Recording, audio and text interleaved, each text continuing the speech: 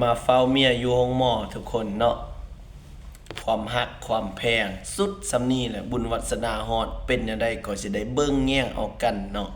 ตอนคอยยังบ่ทันเอาเมียคอยคนนี้เนาะก็มีหลายๆคนที่เว้าเฮอคอยว่าอย่าเอามันแม่มันเป็นพ่อห้างแล้วได้มันมีลูกแล้วได้บางเทื่อลูกมันก็บ่ฮักเจ้าบางเทื่อเจ้าก็บ่ฮักลูกมันบางเทื่อมันก็บ่ดีเมียมันจังปะหลายคนก็เว้าหลายแนวเนาะอันนั้นแหละปลาข้างบ้านเสือกเรื่องคนอื่นเขาว่าลองถามเมียคอยเบิ่งเนาะถามเมียเก่าแล้วมาถามเมียใหม่เบิ่ง